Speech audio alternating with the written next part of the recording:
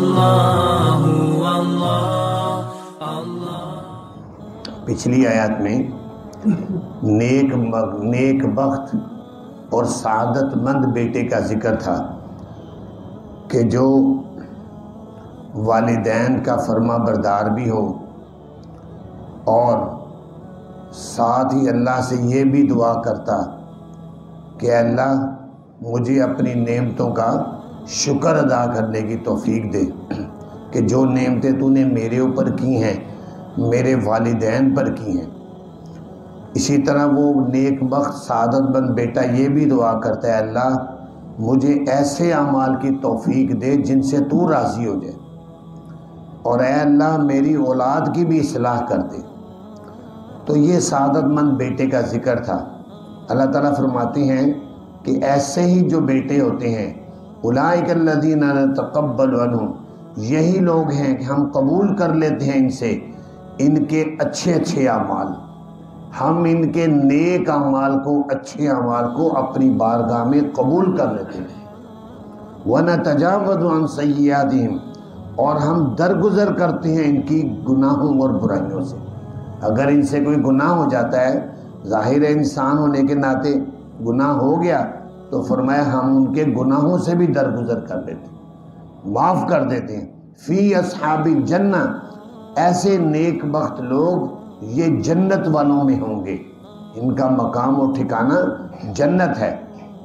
اور فرمایا یہ بھی سن لو یہ وعدہ کس کا ہے، وعد الصدق الذی کانوا یوعدون، سچا وعدہ ہے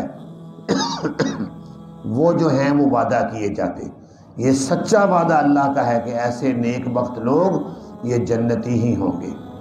اب اس کے برعکس بدبخت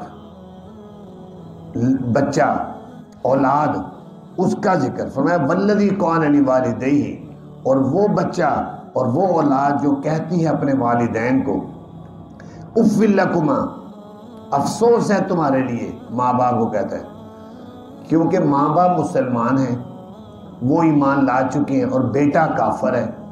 اب وہ بیٹے کو سمجھاتے ہیں کہ بیٹا تم بھی ایمان لے آؤ، کیونکہ آخرت کے اندر ہم نے ایک نہ ایک دن زندہ ہونا ہے، قیامت کے دن وہاں حساب کتاب ہوگا، پھر جزا و سزا ہوگی، جنت اور جہنم ہوگی، تو ہمیں تمہارے انجام سے ڈر لگتا ہے۔ چونکہ ماں باپ شفقت محبت کرنے والے ہوتے ہیں، وہ ڈراتے ہیں اس بچے کو۔ وہ بچہ آگے سے کیا جواب دیتا ہے، اف لکما، اف کا مطلب اف جیسے ہم اردو میں کہتے ہیں کیا مصیبت ہے، یہ تم کیا کہہ رہے ہو مجھے، اتعدانی ان اخرج، کیا تم مجھ سے وعدہ کرتے ہو کہ میں نکالا جاؤں گا، یعنی قبر سے میں دوبارہ نکلوں گا اور مجھے زندہ کیا جائے گا، حساب کتاب ہوگا اور جزا سزا ہوگی، یہ کیسی بہکی بہکی باتیں کر رہے ہو۔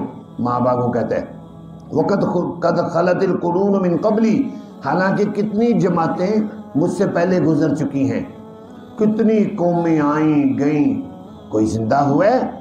ماں باپ کو آگے سے کہتا ہے کوئی زندہ ہوا ہے؟ کوئی زندہ نہیں ہوا، لہٰذا میں نے بھی زندہ نہیں ہونا، تم نے بھی نہیں ہونا۔ یہ ویسے ہی مسلمانوں نے عقیدہ گھڑا ہوا ہے۔ تو والدین اس کے ایسے خطرناک عقیدے سے گھبرا کر اللہ سے دعا کرتے، وَهُمَا يَسْتَغِيثَانِ اللَّهَ وَيْلَكَ آمِنْ، اور وہ ماں باپ فریاد کرتے ہیں اللہ سے، دعائیں مانگتے ہیں، وَيْلَكَ آمِنْ، ہائے ہلاکت کے ایمان لے آئے، افسوس تیرے اوپر ایمان لیا تو برباد ہو جائے گا۔ ان وعد اللہ حق، بے شک اللہ کا وعدہ سچا ہے، اللہ نے وعدہ کیا ہے کہ میں سب انسانوں کو دوبارہ کھڑا کر دوں گا قیامت کے دن۔ اور وہ آگے سے کیا کہی جا رہا ہے، فَيَقُولُ مَا هَذَا إِلَّا أَسَاطِيرُ الْأَوَّلِينَ، وہ کہتا ہے نہیں ہے یہ مگر قصے کہانیاں پہلوں کی، یہ قصے کہانیاں ہیں، حقیقت کوئی نہیں، زندہ کوئی نہیں۔ آگے سے ایسے کہتا ہے۔ اللہ تعالیٰ فرماتے ہیں پھر ایسے بدبخت لوگوں کا کیا انجام ہے، اولئک الذین حق علیہم القول فی امم، یہ لوگ وہ ہیں کہ ثابت ہوگی ان پر بات وہی جو پہلی امتوں پر ہوئی تھی، کہ وہ جہنم میں گئے، ہمیشہ ہمیشہ کے عذاب میں گئے۔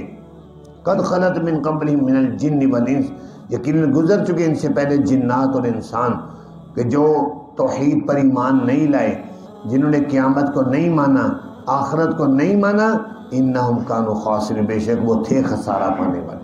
تو اسی طرح یہ شخص بھی، یہ اولاد بھی جو اللہ کو نہیں مانتی، آخرت کو نہیں مانتی، یہ بھی خسارہ پانے والوں میں سے ہو جائے گا۔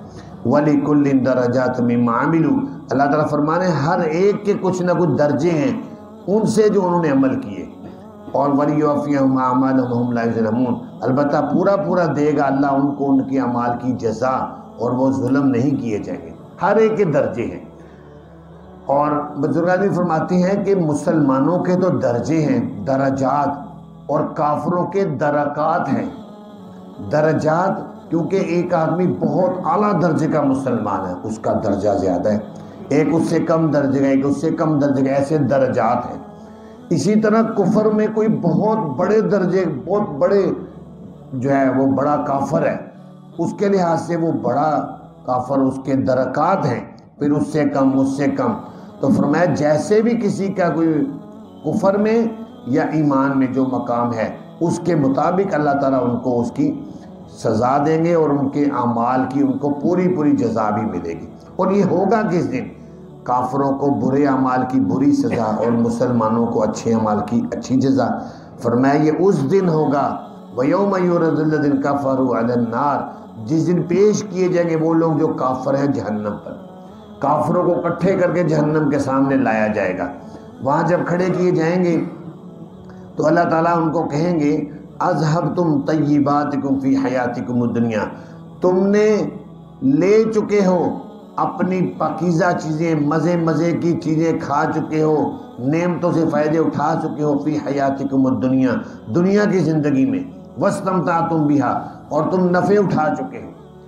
کہ دنیا میں کافروں کو کہا جائے گا وہاں آخرت میں کہ دنیا میں تم نے جتنے بھی نیک عمل کیے تھے ان سب کی جزا تمہیں دنیا میں مل گئی، کیونکہ کافروں کے لیے آخرت تو ہے نہیں۔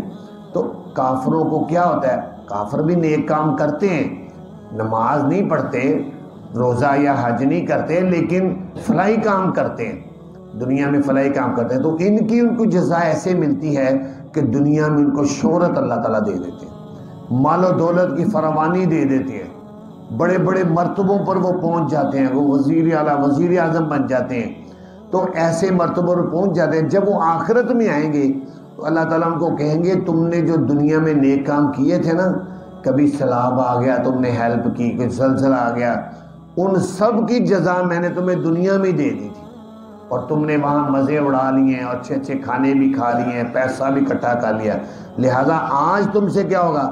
فَالْيَوْمَ تُجْزَوْنَ عَذَابَ الْهُونِ، آج کے دن تمہیں سزا دی جائے گی ذلت کے عذاب کی، ذلیل کر کے تمہیں عذاب دیا جائے گا، بِمَا كُنْتُمْ تَسْتَكْبِرُونَ فِي الْأَرْضِ بِغَيْرِ الْحَقِّ، بوجہ اس کے جو تھے تم تکبر کرتے تھے زمین میں بغیر حق کے، وَبِمَا كُنْتُمْ تَفْسُقُونَ، اور بوجہ اس کے جو تھے تم نافرمانیاں کرتے۔